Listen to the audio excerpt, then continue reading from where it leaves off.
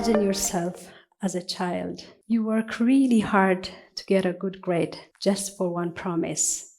And that promise is a storybook. For me and my brothers and sisters, that was the excitement that we have by getting a good grade. So one year, my dad came and he said, if you study hard and get good grade, I'll give you something really nice. And we said, what is it? He said, a children's storybook. So we started working hard, studying day and night. We had our exam and we got our grade. So we took our grade and we ran to our dad and we said, look, Dad, we have the grade. Now it's your turn to keep your promise. So he said, okay, let's go to the bookstore. We were so excited all the way. And we get in the bookstore and we start running around looking for books. Our excitement slowly started to fade away because we didn't find the books that we were looking for. The books look like as if they were written for adults. They don't have any pictures, any illustration, or any color at all. So we were so disappointed and we went back to my dad and we said we didn't get the book that we were looking for. So he said, it's okay, let me take you somewhere. Then he took us to British Council Library, which was located around Piazza. Then when we got there, our excitement came back again.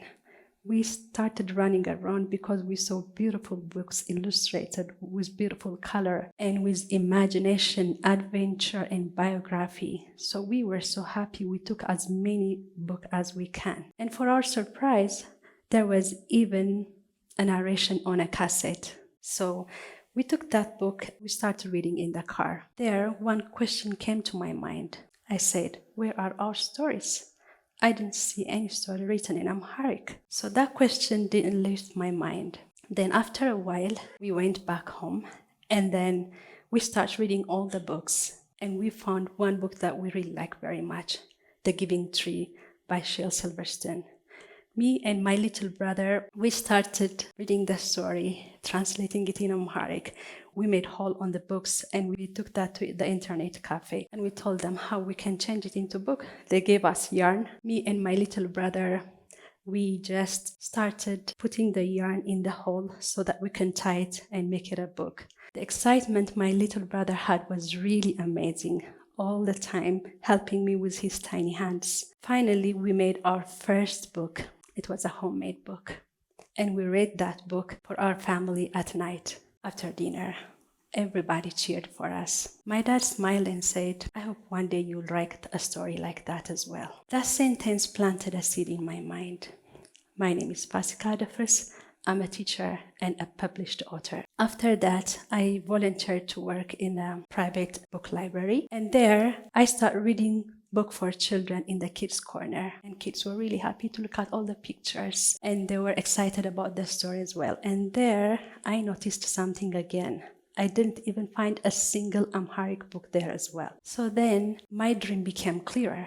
I said, okay, I'm going to write a story in Amharic and that story is going to have beautiful pictures and illustration with color and I'm going to print that and sell it to everybody here. So I went home and I told that for my dad. He said, what a great idea. So he said, write the story and I'll edit it for you. And I was writing and he was editing for me. Finally, I wrote my first book, The Amazing Gift, only in Amharic with beautiful illustrations. And the book was printed and I started selling it in bazaar and in different places. Then one lady came and said, I love your story very much. I wanted to buy it for my daughter, but she was born abroad and she cannot read Amharic. Don't you have the English version? I was like, no, I don't. And one of my students came and he said, Miss Fasika, why did you write the story only in Amharic? I would have loved to read it. So that time I said, I have to write this story in English as well, so that everybody can enjoy reading it. Then I said, stories should be both in Amharic and in English. It doesn't have to build a wall, but it has to build a bridge so that everybody can enjoy it. Then I said, what can I do now? Children who live abroad should know Amharic. So then I wrote my alphabet book and my number book. so that children, wherever they live, they can teach themselves how to write and how to read in Amharic. And as a bonus, I prepared even the Ge'ez numerals as well, so that everybody can see and learn as well. And after that, I wrote another story inspired by a value of hard work. So I went and asked, this story was inspired by athlete Haile Gebrselassie. So I went and I asked him, I was going to write a story about you. He said, what a fantastic idea, I love that. Write it and bring it to me. What do you want? I said, can you tell me about your biography? So he told me everything. And then he said, please go and print this and share it with the rest of the world. I was so happy when he said that. And I finished the Amharic version and I translated it in English. And back then I used to work in a small kindergarten. So parents found out that I was working about the story of Haile Gebrselassie. So they said, we want to be part of this process and we want to translate the story as well. So they translated it in German, Italian, and French. And then I said, this is wonderful. And we even prepare to record the narration. They said, we want to be part of it too. So my husband, my friends, and parents from the place where I was working, everybody came together and we made the narration. When the story was finished, it was illustrated and the narration was there. I looked at it and I said, this is amazing. And when I heard the narration for the first time, I was so happy. I said, I did it. I printed the story that I was looking for, and it has even a CD, just like I used to check out from British Council Library. Then during this process, I learned something really powerful. It is, when a vision serves others, people will come together to help you build it. And then I continued writing. I joined Butich University to learn literature. And there I learned two powerful things: the power of language.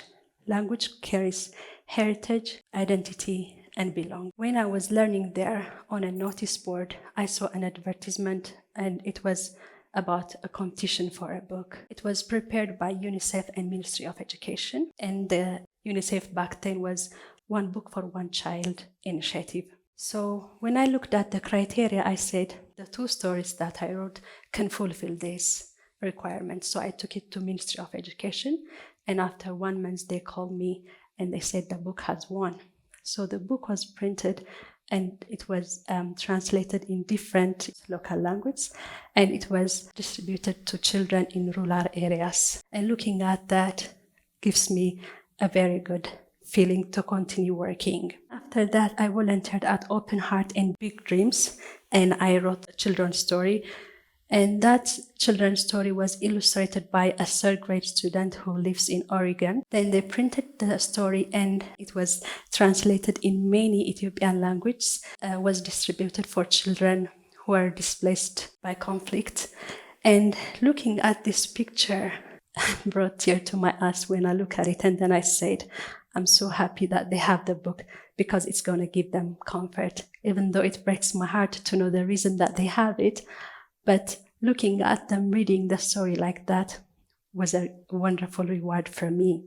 Then after that, me and my husband started traveling into different places in Ethiopia. And then we said, we have to prepare a story rooted in Ethiopia that can help children to learn about what kind of culture that we have, what kind of amazing landscape that we have, the endemic animals, the natural resources.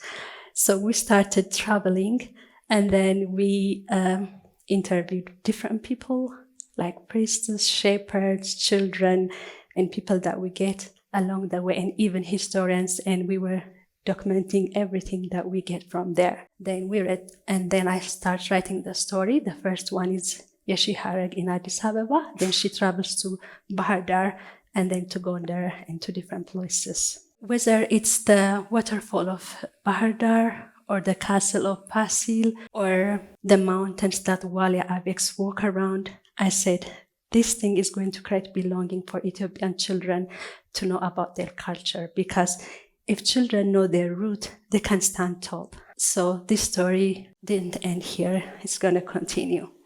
So right after this, one of my former colleagues called me, and then she said, can we collaborate and write a story? And then I said, do you have any idea about what? She said, yes. Can we write a story about Gabi? I said, absolutely, we can do that. So we Google Doc, and then we start brainstorming, and I was asking weavers and other people how the Ethiopian traditional clothes is made, so which was our character, the genre, and everything. Then finally, we finished writing the story. After we finished the story, we found an editor, and she edited the story. Then we found a publisher as well after that, and the publishers found a wonderful illustrator.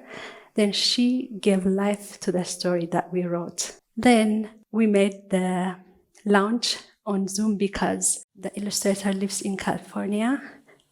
Sarah Holly Ackerman, she lives in New York, and I live in Ethiopia. Even though we live in different places, I learned something from this story. You live in different places. If you put your mind to it, you can achieve a good goal like this. So this story teaches everybody how something transforms. Like there's a seed, and a seed cannot be a clothes by itself. It has to go through a lot of process. Not only that, the seed needs a farmer, a spinner, and a weaver to become a gabi.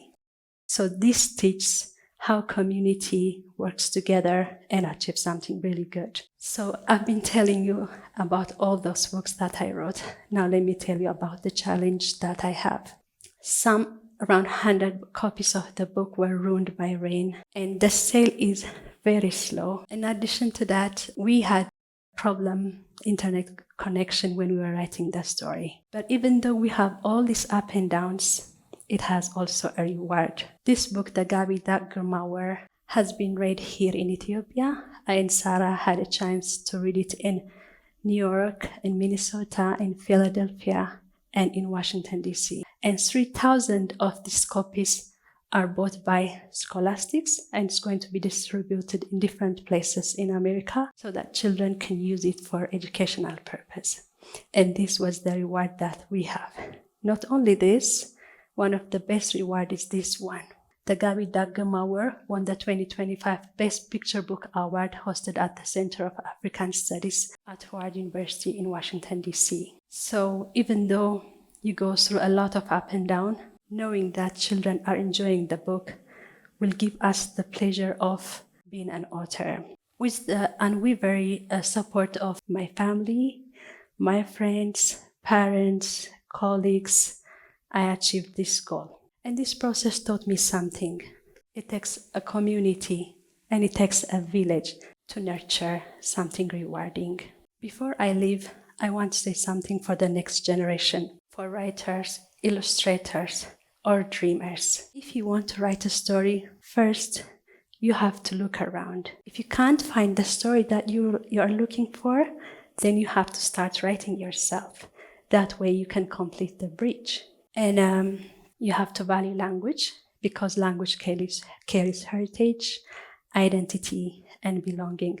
And you have to be patient as well. Patience can bring a lot of readers at the end. And collaborating is really wonderful, because when voices come together, they make an amazing story like this. In the end, I realized that the little girl who once stood heartbroken in a bookstore didn't find the story she was looking for. She grew up to write it herself.